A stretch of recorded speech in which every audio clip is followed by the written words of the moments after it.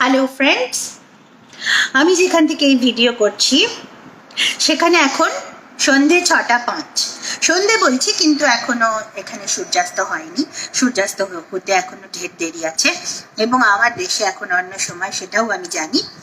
কিন্তু এই মুহূর্তে একটা পার্টিকুলার বিষয়ে আপনাদের সঙ্গে আমার কিছু বক্তব্য শেয়ার করার জন্য এই ভিডিও নিয়ে এখন এলাম। বিষয়টা হচ্ছে এমার্জেন্সি সংক্রান্ত বিষয়। আমরা প্রত্যেকেই এমার্জেন্সি পিরিয়ডের নিন্দে করছি। 25শে জুনকে আমরা সংবিধান হত্যা দিবস হিসেবে পালন করছি, কারণ এই কথা সত্যি যে 1975 সালের 25শে জুন এমার্জেন্সি জারি করার পর প্রকৃতই ভারতবর্ষে গণতন্ত্রকে হত্যা করা হয়েছিল। সংবিধানকে হত্যা করা হয়েছিলই বলতে হবে, কারণ ভারতবর্ষ একটি গণতান্ত্রিক দেশ এবং ভারতবর্ষ গণতন্ত্রের পীঠস্থান। গণতন্ত্রের মাতৃভূমি হলো ভারতবর্ষ। ভারতবর্ষে গণতন্ত্রের ট্র্যাডিশন অতি প্রাচীন, অতি প্রাচীন। সেখানে সেই দেশের সংবিধানে সেই দেশের সংবিধানের মূল স্পিরিটটাই গণতন্ত্রের।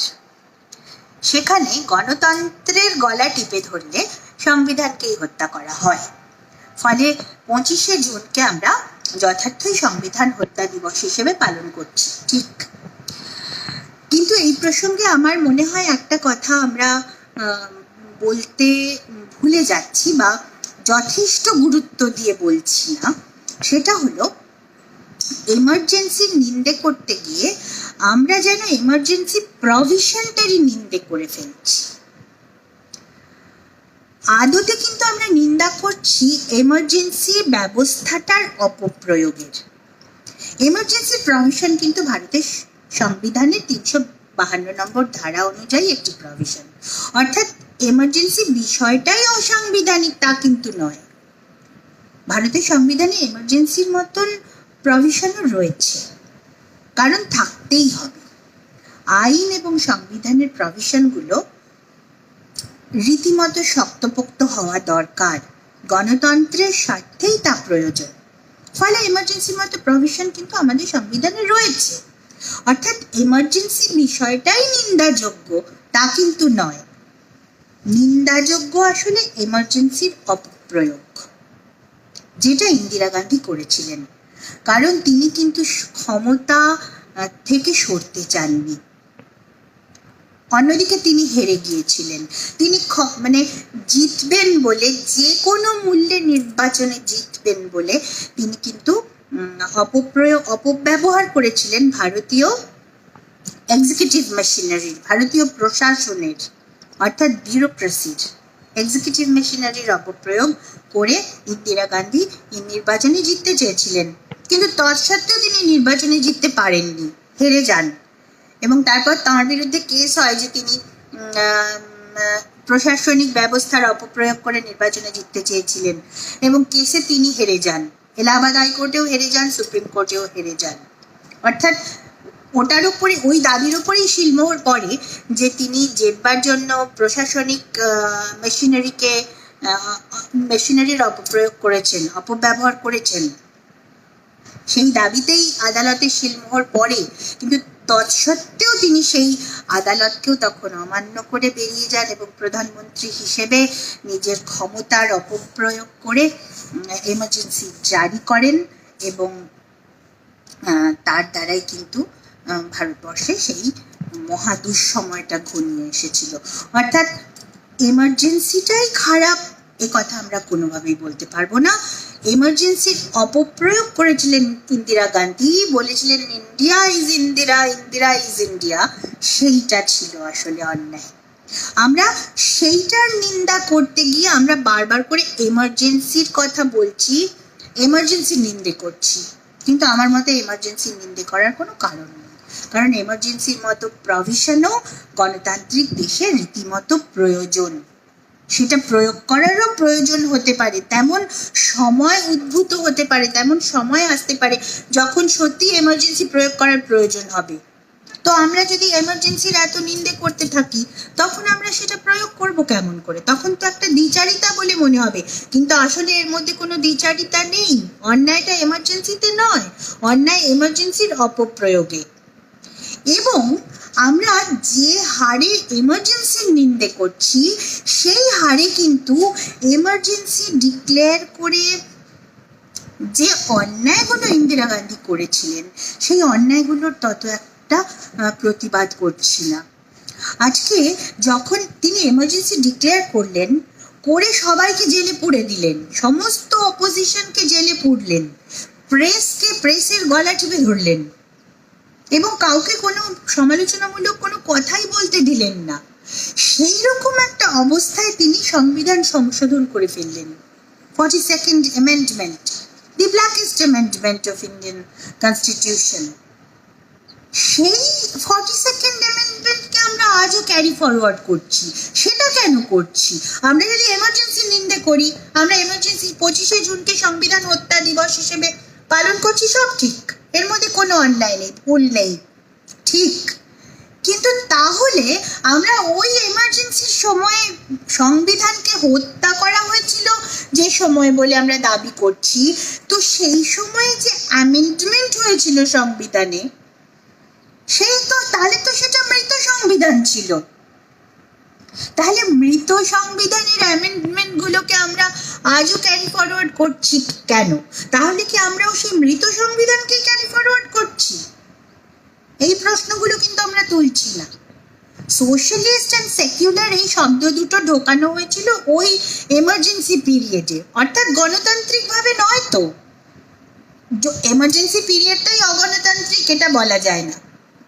কিন্তু ইন্দিরা গান্ধী তো বিরোধীদের জেলে পুরে ফেলেছিলেন, কোনো বিরোধী ভয়েস ছিল না, আদালতের কোনো ক্ষমতা ছিল না, প্রেসের কোনো ক্ষমতা ছিল না। তো এরকম একটা অবস্থায় যখন সোশ্যালিস্ট আর সেকুলার শব্দ দুটোকে ঢোকানো হয়েছে এবং আরো নানা রকমের অ্যামেন্ডমেন্ট তার পার্ট হিসেবে এসে গিয়েছে, তখন সেই অ্যামেন্ডমেন্টগুলো আমরা ক্যারি ফরওয়ার্ড করছি কেন?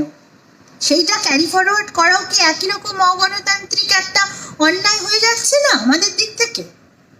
হ্যাঁ, অনেকে বলছেন যে সেকুলার সোশ্যালিস্ট সুপ্রিম কোর্টের রায় আছে যে যেহেতু ভারতবর্ষ অটোমেটিক্যালি সেকুলার এবং অটোমেটিক্যালি সোশ্যালিস্ট, ফলে ওই শব্দ দুটো থাকলো কি থাকলো না সেটা নিয়ে মাথা ঘামানোর দরকার নেই, ওটা আলাদা করে বাদ দেওয়ারও কিছু নেই। যদি ধরে নিই যে ওই শব্দ দুটো থাকলেও যা না থাকলেও তাই, কারণ ভারতবর্ষ অটোমেটিক্যালি তার কার্যকলাপের দিক থেকে দেখতে গেলে সেকুলার, আমার মতে ভারতবর্ষ সেকুলারের চাইতেও বেটার। ভারতবর্ষ প্রত্যেক মানুষকে তার ধর্মবিশ্বাস সহ আপন করায় বিশ্বাসী। মানে সেকুলার শব্দটার তো মানে হচ্ছে ধর্ম বিরহিত, মানে রিলিজিয়নলেস।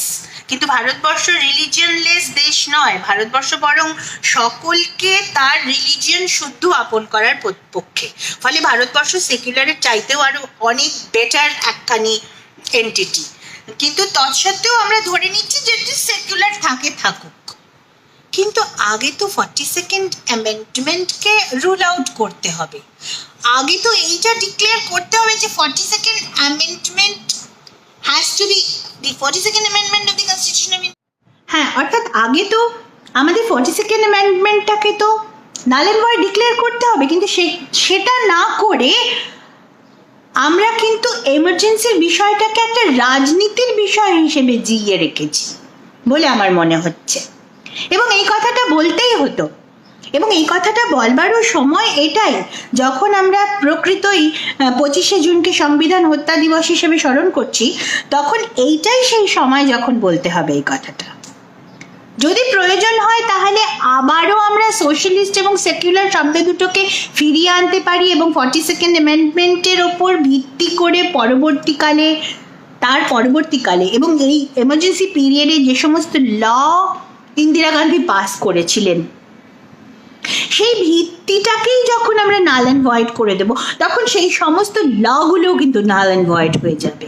আজকে আমরা প্রশ্ন তুলতেই পারি যে ইন্দিরা গান্ধী যখন বিউরোক্রেটিক মেশিনারির এক্সিকিউটিভ মেশিনারির অপপ্রয়োগ করে ভোটে জিতেছিলেন বলে তার বিরুদ্ধে মামলা হয়, এবং সেই মামলায় প্রকৃতই দেখা যায় যে তিনি সত্যিই ভোটে জিতেছেন প্রশাসনিক ব্যবস্থার অপপ্রয়োগের মাধ্যমে।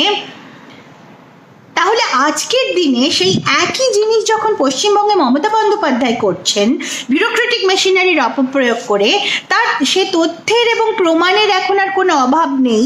বিশেষত সাম্প্রতিকতম পঞ্চায়েত নির্বাচনটি সেটা চোখে আঙুল দিয়ে দেখিয়ে দিয়েছে যে এখানে কিন্তু মমতা বন্দ্যোপাধ্যায়ের দল ভোটে জিতছে, বারে বারে জিতছে কিন্তু প্রশাসনিক ব্যবস্থার অপপ্রয়োগের মাধ্যমে। সে কাজ কিন্তু মমতাও করছেন, কিন্তু আজকে আমরা মমতার বিরুদ্ধে বা এই একই অভিযোগ নিয়ে আমরা আদালতে যেতে পারছি না যে বিউরোক্রেটিক মেশিনারির অপব্যবহারের মাধ্যমে তিনি ভোটে জিতছেন। এটা নিয়ে এই প্রিসাইজ অভিযোগটা নিয়ে আমরা আদালতে মুখাপেক্ষি হতে পারছি না। কেন? কারণ এমার্জেন্সি ডিক্লেয়ার করে যে প্রভিশনের দ্বারা রাজনারায়ণ গিয়েছিলেন ইন্দিরা গান্ধীর বিরুদ্ধে কোর্টে, এমার্জেন্সি ডিক্লেয়ার করে ইন্দিরা গান্ধী সেই প্রভিশনগুলোকেই, সেই আইনগুলোকেই কিন্তু তিনি নাল অ্যান্ড ভয়েড করে দিয়েছেন। অর্থাৎ তিনি কিন্তু তার যাতে সুবিধে হয় সেই সুবিধে অনুযায়ী আইন পাশ করেছেন, এবং সেই সুবিধে অনুযায়ী তিনি কিন্তু কনস্টিটিউশন অ্যামেন্ডমেন্ট করে দিয়েছিলেন নিজের সুবিধের জন্য 42nd অ্যামেন্ডমেন্টের মাধ্যমে, এবং তৎপরবর্তীকালে এমার্জেন্সি ডিক্লেয়ার করে। সুতরাং আমাদের প্রথম কাজ, আমরা যদি সত্যি গণতন্ত্রকে আপহোল্ড করি, তাহলে আমাদের প্রথম কাজ হওয়া উচিত আগে ওই 42nd অ্যামেন্ডমেন্টটাকে নাল অ্যান্ড ভয়েড ডিক্লেয়ার করা। It will be a single one liner that the 42nd amendment would be declared from now on, would be declared null and void, and all the other amendments and all the other laws based on that particular amendment will also go void, automatically go void. খুব স্বাভাবিক, কারণ যেটা ভিত্তি, সেই ভিত্তিটাকেই যদি আমরা নাল and void ঘোষণা করি, তাহলে সেই ভিত্তির ওপর যে পরবর্তীকালে যে আইনগুলো পাস হয়েছে বা আরও যে সমস্ত অ্যামেন্ডমেন্টস এসছে, সেগুলোও অটোমেটিক্যালি নাল অ্যান্ড ভয়েড হয়ে যাবে। গণতন্ত্রকে আপহোল্ড করতে গেলে এমার্জেন্সি পিরিয়ডে যে প্রচণ্ড অন্যায় ভারতীয় গণতন্ত্রের প্রতি হয়েছিল, তার প্রকৃত প্রতিবাদ করতে গেলে আগে তো আমাদের ওইগুলোকে বাদ দিতেই হবে। এমনকি সেক্ষেত্রে সুপ্রিম কোর্টের ওই যে বক্তব্য যে সেকুলার আর সোশ্যালিস্ট শব্দ দুটো থাকলো কি থাকলো না তাতে কিছু যায় আসে না, অবশ্যই যায় আসে। 42nd অ্যামেন্ডমেন্টের এক্সিস্টেন্সটাই আমাদেরকে এখনো আসলে সেই দুঃসময়ের আভাসটা দিচ্ছে, এবং শুধুমাত্র যদি আমাদেরকে দুঃসময়ের আভাস দিত তাতেও কিন্তু কিছু ঠিক আছে, সেটাকেও মেনে নেওয়া যেত, কিন্তু মৃত সংবিধানকে আমরা ক্যারি ফরওয়ার্ড করে চলেছি, সেটার আমাদেরকে মনে করিয়ে দিচ্ছে, আমাদেরকে সেই সত্যের স্মরণ করাচ্ছে। ফলে আমাদের আগে কর্তব্য হলো ওই 42nd অ্যামেন্ডমেন্টকে স্ক্র্যাপ করে দেওয়া।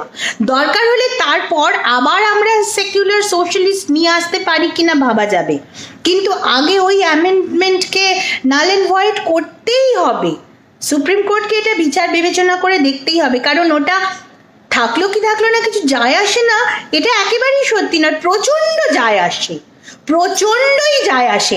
কারণ গণতন্ত্রের গলা টিপে ধরে গণতন্ত্রকে হত্যা করে সমস্ত বিরোধীদের জেলে পুরে যে সংবিধান সংশোধন হয়, সেই সংবিধান সংশোধনকে ক্যারি ফরওয়ার্ড করা মানেও একটা ভয়ঙ্কর অন্যায় করা, একই রকম অগণতান্ত্রিক কাজ করা, সেটা কিন্তু আমাদেরকে বুঝতে হবে। এইটা বলার জন্য আপনাদের সামনে আজকে এই ভিডিও নিয়ে